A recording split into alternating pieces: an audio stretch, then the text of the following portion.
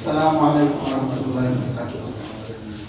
الحمد للہ نحمده ونستعینه ونستغفره ونؤمن به ونتوکل علیہ ونعوذ باللہ من شرور انفسنا ومن سیئات اعمالنا من يهده الله فلا مضل له ومن يضلل فلا هادي له واشهد ان لا اله الا الله وحده لا شريك له واشهد ان سيدنا مولانا محمدا عبده ورسوله. اما بعد قال الله تبارك وتعالى اعوذ بالله من الشيطان الرجيم بسم الله الرحمن الرحيم ولمن خاف مقام ربه جنتان صدق الله العظيم. محترم بزرگوں، دینی اور اسلامی بھائیوں،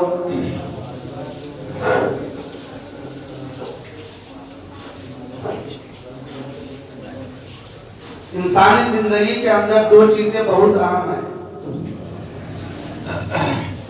گزشتہ ہفتے بھی ہم نے چند باتیں عرض کی تھی، اسی متعلق چند باتیں آج بھی کی جائیں گی. انسانی زندگی میں دو چیزیں بہت اہم ہوتی ہیں، ایک ہوتا ہے امید، ایک ہوتا ہے خوف. یہ ہر انسان کے ساتھ لگا ہوا ہے، کوئی اس سے بچ نہیں سکتا. یہ دونوں حالات ہر انسان پہ آتے ہیں، چاہے وہ بادشاہ کے گھر میں پیدا ہوا ہو چاہے فقیر کے گھر میں پیدا ہوا ہو. یہ کیفیت اور یہ حالات اللہ کی طرف سے آتے ہیں. خوف کو انسان نعمت نہیں سمجھتا، جبکہ امید کو بہت ایک نعمت سمجھتا ہے، اور امید کر کر کے اللہ کی نافرمانی کرتا ہے، گناہ کرتا ہے، اللہ سے ناراضگی مول لیتا ہے، اس امید پہ کہ اللہ مجھے معاف کر دیں گے. اچھی امید رکھنی چاہیے، اچھی بات ہے، لیکن جس طرح امید ایک نعمت ہے اسی طرح خوف بھی ایک نعمت ہے. انسانی زندگی سے اگر خوف نکل جائے، ڈر نکل جائے، تو انسان پھر اللہ کی نافرمانی کرتا ہے، پھر وہ گناہ کرتا ہے، پھر وہ اپنی من مرضی کی زندگی گزارتا ہے.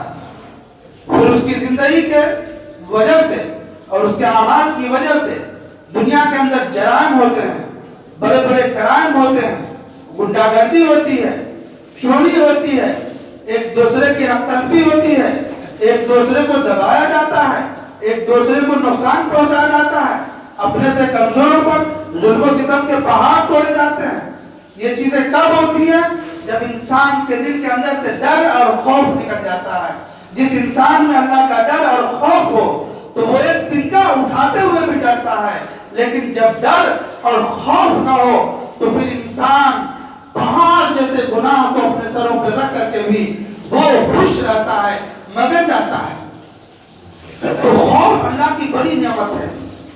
اللہ کے نبی صلی اللہ علیہ وسلم اپنی دعاؤں میں اکثر یہ دعا مانگا کرتے تھے، اللہم انی اسألک من خشیتک ما تحول بینی و بین معصیتک.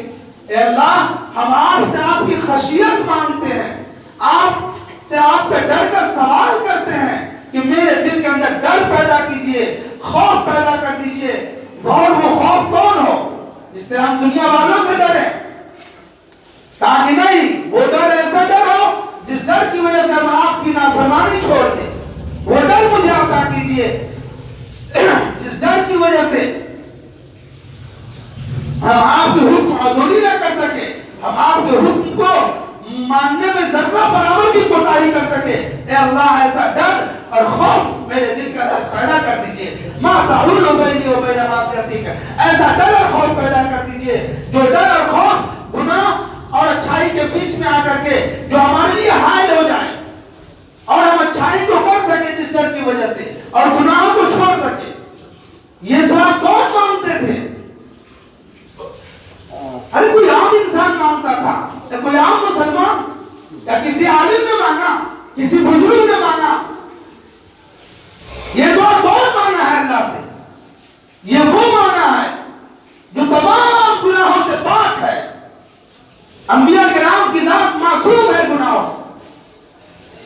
وہ مانگ رہے ہیں اللہ سے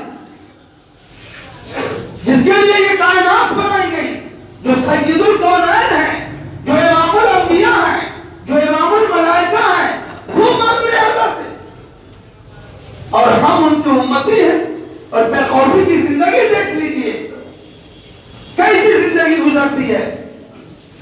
جس کے دل میں ڈر اور خوف ہوگا وہ جھوٹ بولے گا، جس کے دل میں ڈر اور خوف ہوگا وہ دوسروں کے مال کو چوری کرے گا، جس کے دل میں اللہ کا ڈر اور خوف ہوگا وہ دوسروں کی زمین اور دکان ہڑپے گا، جس کے دل میں اللہ کا ڈر اور خوف ہوگا وہ کسی کو ستائے گا بھیجا، وہ کسی پہ ظلم کرے گا، کسی کو نقصان پہنچائے گا، کسی کے دل کو ٹھیس پہنچائے گا۔ یہ ہو سکتا ہے؟ نہیں ہو سکتا۔ جس دل میں اللہ کا ڈر اور خوف ہو اس جسم سے گناہ ہو ہی نہیں سکتے۔ 20 سال تک ہمارے بزرگوں نے رات دن صرف اللہ کی عبادتیں کی ہیں۔ کیسا دل بنایا تھا، کیسا مزاج پیدا کیا تھا، کون سی چیز تھی؟ صرف یہی ایک ڈر اور خوف تھا۔ اللہ کے سامنے کھڑے ہونے پر ہمیں غور کرنا تھا۔ اس ڈر اور خوف نے انسان کو فرشتوں سے اعلیٰ بنا دیا، فرشتوں سے اعلیٰ بنا دیا۔ اور جب یہی ڈر اور خوف انسانوں کی زندگی سے نکلا ہے تو اسے جانور سے بھی بدتر بنا دیا، اسفل السافلین میں ڈال دیا۔ یہ بہت بڑی نعمت ہے۔ اللہ سے مانگا کریں کہ اللہ اپنا ڈر اور خوف میرے دل میں پیدا کیجیے۔ دنیا والوں سے ڈرتے ہو، ایک اللہ کا ڈر پیدا کر لو۔ دنیا کی کوئی طاقت تمہیں ڈرا نہیں سکتی ہے، تم ڈر نہیں سکتے ہو۔ مگر ایک ڈر کے چھوڑنے کی وجہ سے آج ہزاروں ڈر ہمارے دل کے اندر بسے ہوئے ہیں۔ گھر والوں کا ڈر، معاشرے کا ڈر، بیوی بچوں کا ڈر، پولیس کا ڈر، سرکار کا ڈر، ہر ڈر بیٹھے ہیں صرف ایک ڈر کے چھوڑ دینے کی وجہ سے۔ ایک اللہ کا خوف اور ڈر بسا لو، سارے ڈر اور خوف خود بخود ختم ہو جائیں گے۔ گناہ ہوں گے ہی نہیں تو ڈر کیسا؟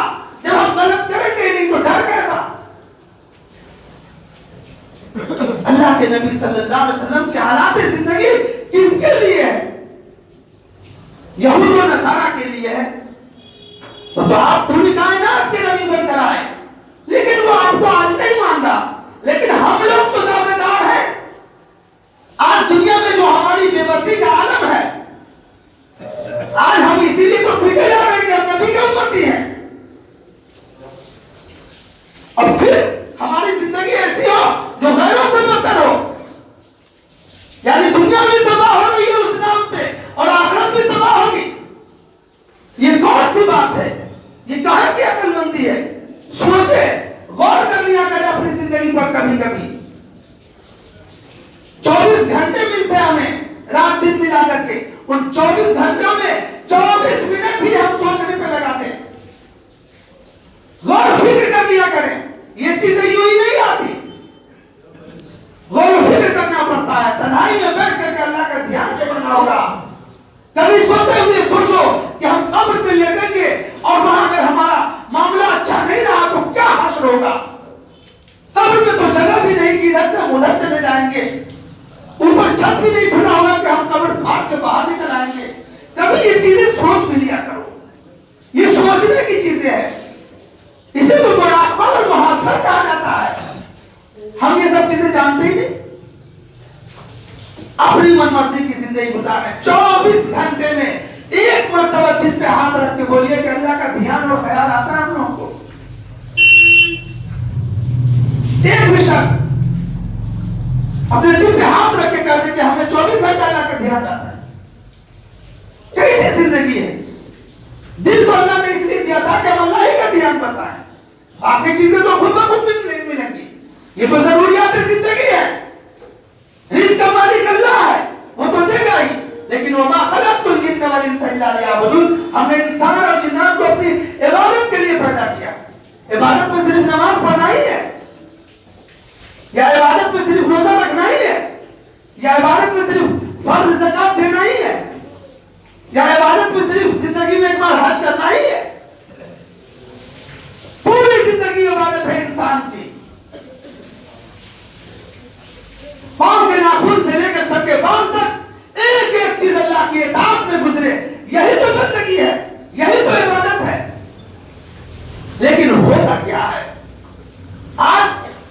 یاد رہا. ہم بھول گئے تو اللہ کو بھول گئے, اللہ کی ذات کو ہم نے بھلا دیا, اس کی شان بے نیازی کو ہم بھول گئے. جس کی شان بے نیازی کا یہ عالم ہے.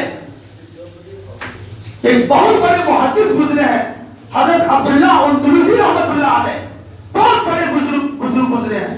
اتنے بڑے بزرگ تھے کہ وہ حافظ قرآن بھی تھے اور حافظ الحدیث بھی تھے. لاکھوں کی تعداد میں حدیثیں یاد تھی ان کو زبانی.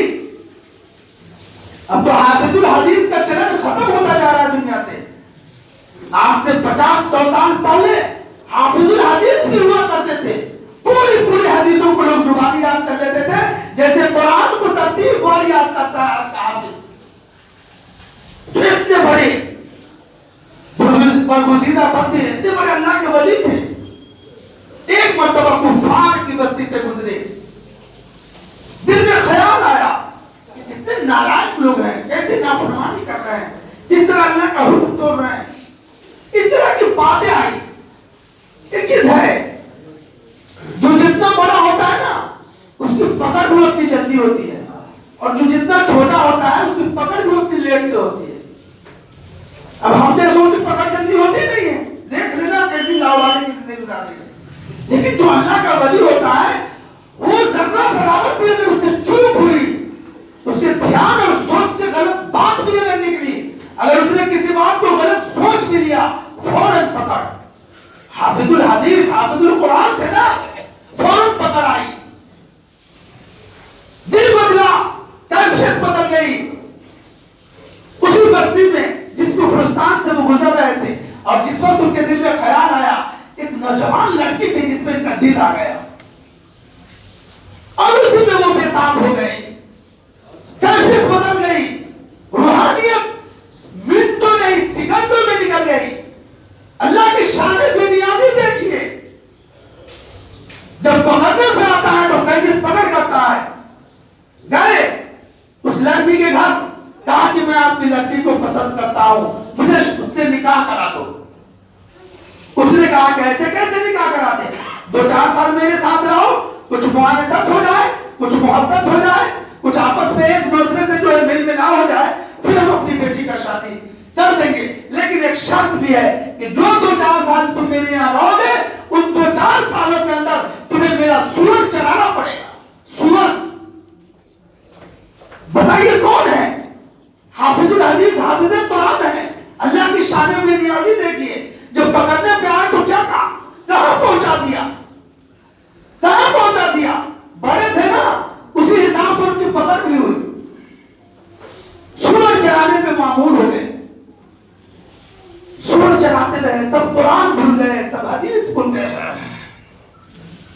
اس کے بعد ایک دن ان کے استاد, ان کے شاگرد تھے علامہ حضرت شبلی رحمۃ اللہ علیہ, وہ آئے. دل میں خیال آیا کہ دیکھو حضرت سے خیریت لوں. گئے تو دیکھے سورج چلا رہے ہیں, سورج چلا رہے ہیں. کانپ گئے. پوچھا کہ حضرت کوئی لفظ یاد ہے قرآن کی؟ کہا کچھ بھی نہیں.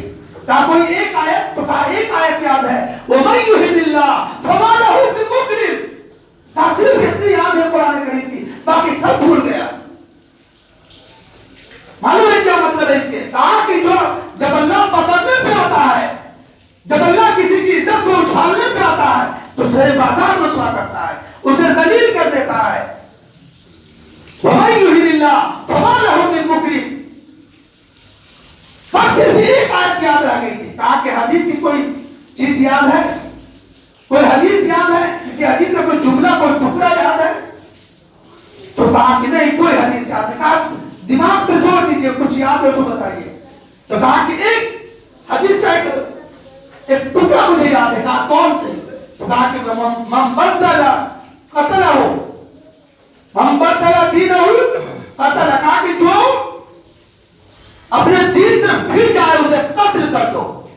دو ہی چیزیں یاد تھی. حضرت شبلی رحمۃ اللہ علیہ اولیت کا وقت رہا, فوراً اللہ سے دعا کرنے لگے ان کے حق میں.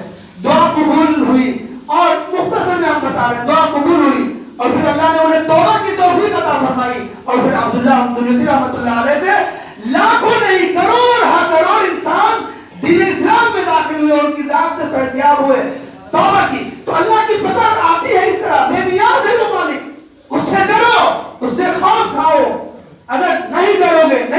पाओगे तो वो बेनियाज है, वो किसी से कोई मतलब नहीं। वो पकड़ने पे आता है तो अपने बरगुज़ीदा बंदों को पकड़ के दिखाता है, तुम्हें छूट दे रहा है। इसका मतलब ये नहीं है कि तुम अल्लाह के बरगुज़ीदा हो गए, अल्लाह के बड़े महबूब हो, ऐसा कुछ नहीं है।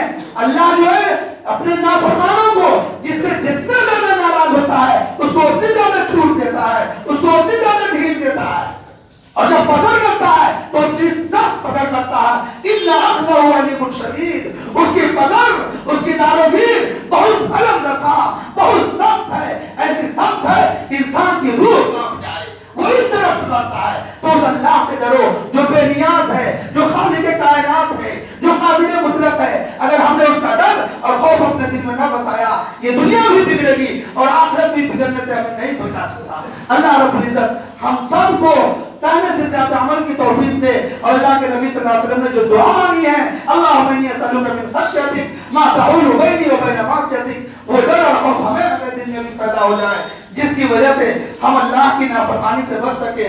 व आखिरु दावाना अल्हम्दुलिल्लाह।